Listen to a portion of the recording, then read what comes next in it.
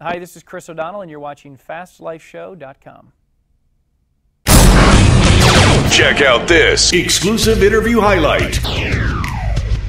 On set, currently filming season 4 of the CBS hit series NCIS Los Angeles. Fast Life Now welcomes Chris O'Donnell. Welcome, Chris. Thank you very much. Glad to be here. Hey, thank you for being a part of the show. I have to, first start this two-part finale, aptly titled Sans Voix, took us over the edge. Checkmated the chameleon. Really, I think, brought and welcomed viewers to a place that's rarely seen on TV, sort of where the hero transforms or adopts the traits of the villain. What can you tell us about that scene? What are your thoughts about the character's direction and the decision-making involved?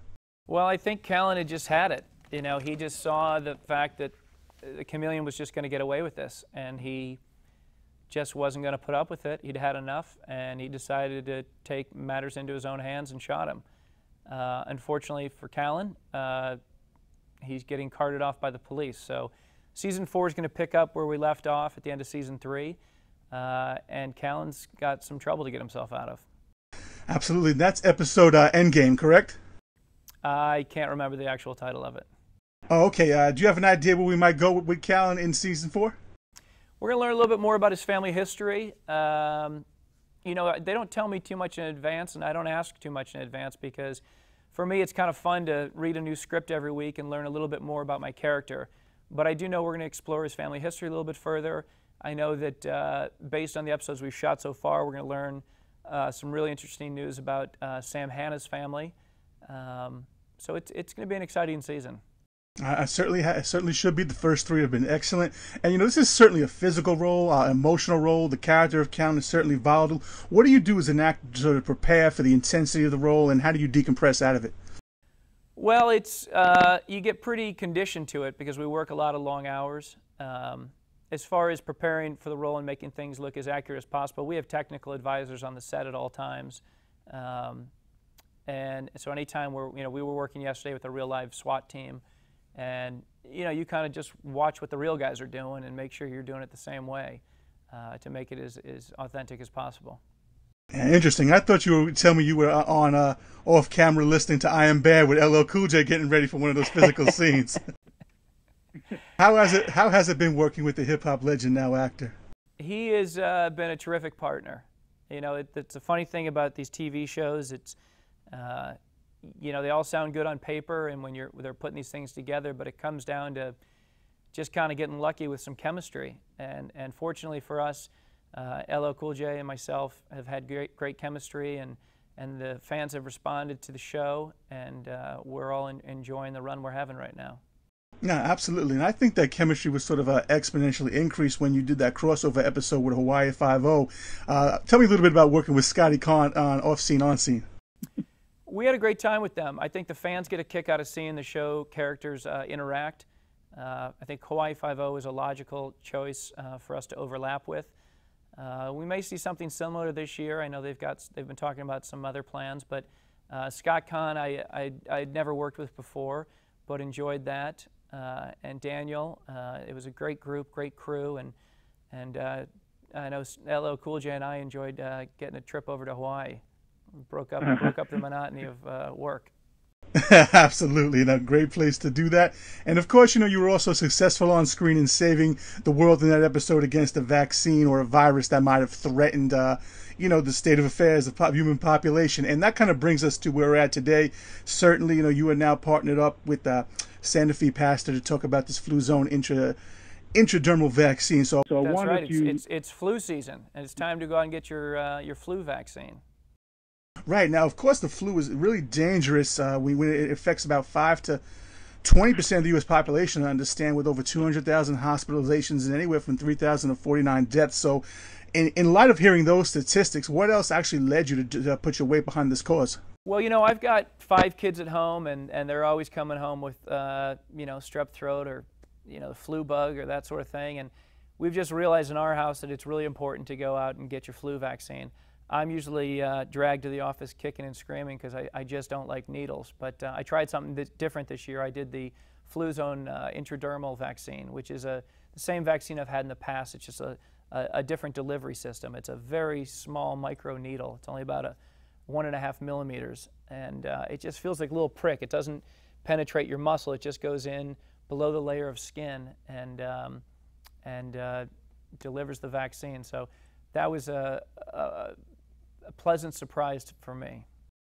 Now, actually, I also understand it has needle shielding, which also protects the patient and the healthcare provider as well. So it pretty much is a in and out shot, right? Mm-hmm. Yeah, and I think a lot of people, it's important to stop the spread of the flu. 20% of people are going to get it every year, but there's age groups that are much more susceptible to it, the very young and the elderly.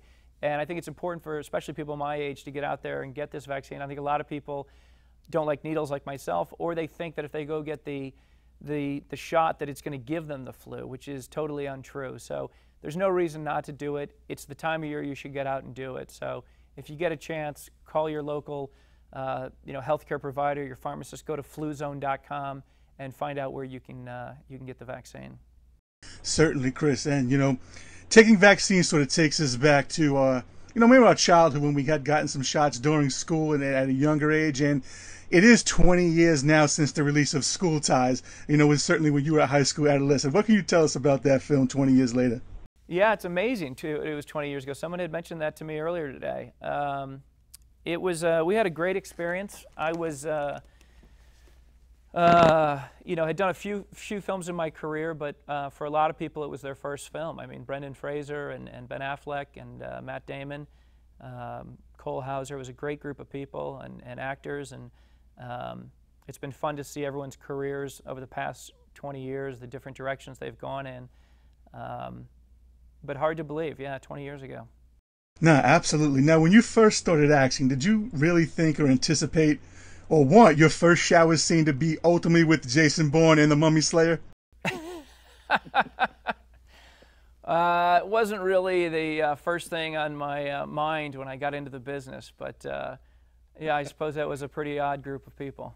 Like you said, of course, Ben Affleck was in the film. A lot of young names, like you said, like a lot of great paths and careers have come since that time. And Chris, you actually play a little football in the film, right? We do. We do play a little football, which was kind of fun. I didn't, I played up until about 8th grade. I played from 4th grade to 8th grade, so it was fun to throw on the pads when I was a little bit older and mix it up a little bit. Now, in the film, do you remember what position they had you playing? I was number 26. I was the running back. The running back, I thought so. So you caught the winning pass was against Winchester. Was I a wide receiver? I know I caught a winning catch. Yeah, that's right, winning touchdown pass. I remember. Well, you know what? We are in the middle of NFL season, Chris. I understand you're a Bears fan. You got a big rivalry against. Huge Bears fan. I did not do real well in my pool this week. On the set, we always have a little pool to pick all the games. I think I was 9-7, which is horrible, but it was actually a tough week. It definitely was a tough week. And what's more frustrating is I lost to my son in our fantasy football league. So. Oh wow! But the Bears won. The Bears won, so that's good. Well, let me ask you this. Do you think the Bears are going to beat the Packers at Lambeau in the big rivalry game Thursday night? I do think they're going to beat them. I think that I was surprised. I thought that Green Bay was going to beat San Francisco this past weekend, but San Francisco looked very tough.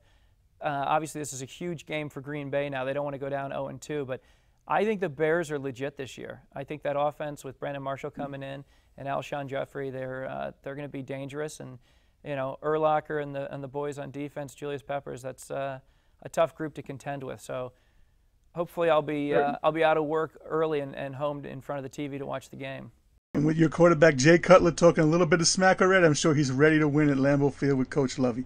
But like you said, you went 9-7 last week, so let's see if you can fare a little bit better in the Fast Life Celebrity Picks here in Week 2. I'll give you the games. You go ahead and give me your pick. Okay. You've already taken the Bears over the Packers. Right. Let me get your choice. Tampa Bay Buccaneers at the New York Giants. I'll take the Giants. Oakland Raiders at the Miami Dolphins. Taking the Raiders. I don't know if Miami's going to win any games this year. They might match those Lions of a couple of years ago. They're going to get a long snapper at Oakland, I'll tell you that. Oh, wow, he was throwing ground balls yesterday. Unbelievable. And the Houston Texans on the road at the Jacksonville Jaguars. I like Houston. Cleveland Browns at the Cincinnati Bengals in the Battle of Ohio. That's going to be a good game. I think you got to go with the Bengals there. Yes, sir. Kansas City Chiefs on the road facing the Buffalo Bills. I was liking Buffalo earlier, but I think the Chiefs are going to win that one. Yeah, it's going to be a tough game there. Baltimore Ravens with an outstanding no-huddle offense led by Joe Flacco on the road against Michael Vick and the Philadelphia Eagles, coming off a less than stellar start against the Browns.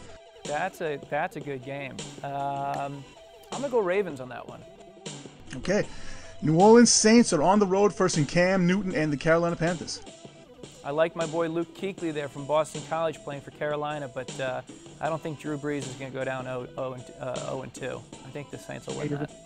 I think so too. Usually it's tough on the road for them, but I think you're right. Arizona Cardinals with Larry Fitzgerald on the road, getting ready to welcome Tom Brady and the New England Patriots. Hard to bet against Brady. I'll go with the Patriots there. Minnesota Vikings, with it looks like Adrian Peterson back in effect, are on the road facing the Indianapolis Colts. I'm going to go with the Colts. I think Andrew Luck may get his first victory. And I partially just want to see the Vikings lose because they're in our division. I understand. Washington Redskins with RG3 on the road against Sam Bradford and the St. Louis Rams. Boy, I think the Rams are better than they were last year, but RG3 showed me something this weekend. So you got to roll, let it keep rolling with Washington. Okay, Dallas Cowboys are on the road facing the Seattle Seahawks. Dallas. Okay, the New York Jets on the road against the Pittsburgh Steelers. Boy, that's a tough game to call. I think I'm going to go with Big Ben and the Steelers. Okay, Tennessee Titans and Chris Johnson on the road against the San Diego Chargers. Chargers actually look pretty good. I'm going to go with the Chargers. Now here's an interesting game right back in your division. Might be more interesting to see what happens between the coaches and the teams, but I'm talking about the Detroit Lions and Matty Stafford on the road against the San Francisco 49ers. I think the 49ers are going to pound them, but I tell you that Megatron is pretty good, and it is that first minute after the game is going to be the most exciting part of the game to watch, that's for sure. Absolutely. And Peyton Manning and the Denver Broncos on Monday night against Matt Ryan, Julio Jones, and the Atlanta Falcons. That's going to be a big, highly rated game. I think that Matty Ice and the boys are going to beat them. I'm going to go with the Falcons. Okay, Chris, I want to thank you for your time today. Real quick, when does NCIS Los Angeles premiere? September 25th on CBS. CBS, and where can listeners and viewers get the information for the Fluzone shot? Fluzone.com. Thanks a lot, Chris. Thank you for stepping by the Fast Life Show. Thank you. Take care.